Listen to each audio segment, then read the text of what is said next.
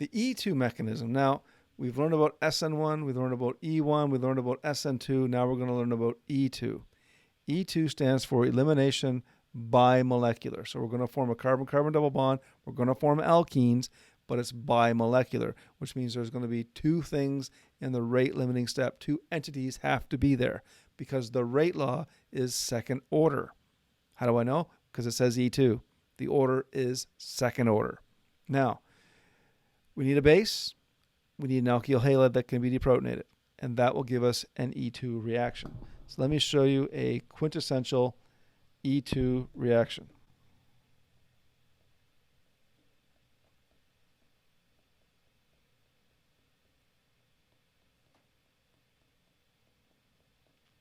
And strong base.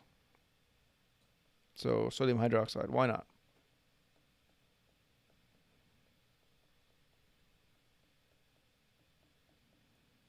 And that's an E2 elimination. Plus, this one will give you water. You don't have to use sodium hydroxide. There's other bases you can use. But this one, I just chose sodium hydroxide. So that is the quintessential E2 reaction. Quintessential. One that most people do as their first example. So let's take a look at the reaction mechanism. So we have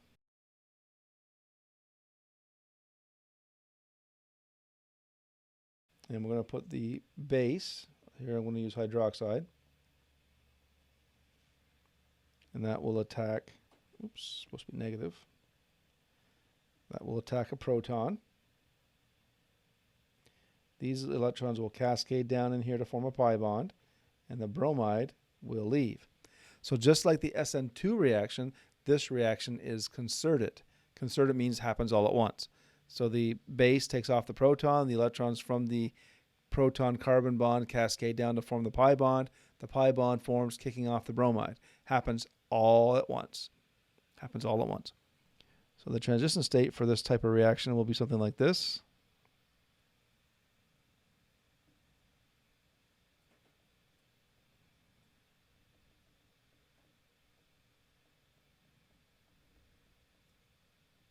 There's the pi bond forming. There's the hydrogen breaking. And there's the OH taking off the proton.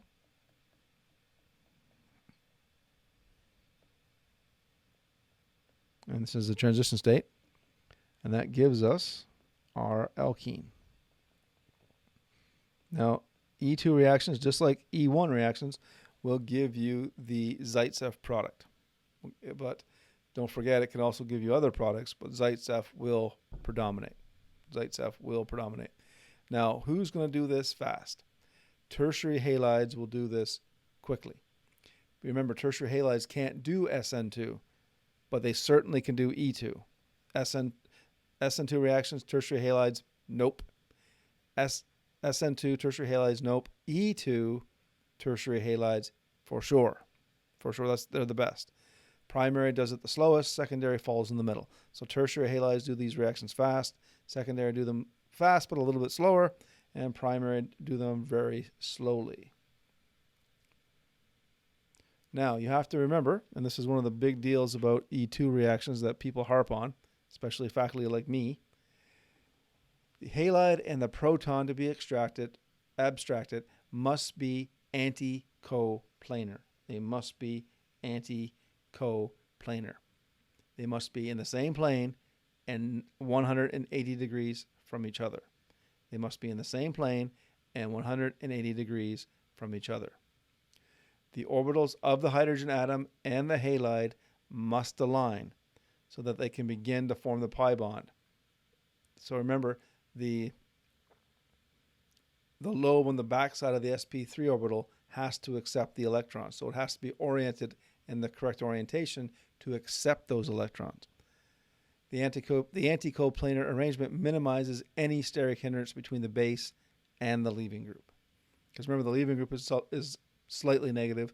The base is either true negative or slightly negative, so they're going to repel each other. So putting the leaving group anti is a good thing. It eliminates or minimizes a lot of the electrostatic interactions. And here's a visual of that. So here, notice, if you orient the leaving group in this fashion, 180 from the hydrogen, this lobe of the sp3 orbital, and this lobe of the sp3 orbital to that one, they're overlapping. They're able to interact, shall we say. They're able to be around each other, so that when this base takes off that proton and these electrons fall in, they fall in to the sp3 lobe, the small lobe of the sp3 orbital from here, facilitating bond formation. If this couldn't overlap, bond formation will be slower. Okay. Also, by putting the leaving group anti to the proton being taken off, you minimize this electrostatic repulsion, so the base actually wants to get closer to this hydrogen, doesn't get pushed away by this delta negative halide. Okay, so two things are happening in the anticoplanar transition state. It lines up these electrons with that lobe of the sp3 orbital. That's a good thing. It's orientation, right? Remember we talked about orientation being important. And it also minimizes this electrostatic repulsion of the base, because we need the base. Don't forget, the base has to collide with this hydrogen. If that base doesn't collide with that hydrogen, reactions never occur. So anything that pushes that base away, like the delta negative charge of this X, is going to slow the reaction down. Strength of the nucleophile determines the order. Now, strong nucleophiles or bases promote bimolecular reactions. Strong nucleophiles or bases promote bimolecular, so E2 and SN2. Primary halides usually undergo SN2 reactions. Usually. Tertiary halides give you a mixture of SN1, E1, or E2, but they will never undergo SN2. And high temperatures favor elimination. Because that reason for that is when you turn up the temperature, things are moving faster. So you're more likely to have enough energy when you collide to react. Well, don't forget the hydrogens, the elimination relies on you taking off a proton. Those hydrogens are quite far away from the electrophilic carbon. They're exposed, if you will. I tell students to think about the hydrogens on a molecule like apples on a tree or oranges on a tree. The ones on the outside, the hydrogens on the outside, are easy to get. So you can easily grab the apples or oranges on the outside of the tree, or mangoes or whatever fruit you want to talk about. You can easily grab them.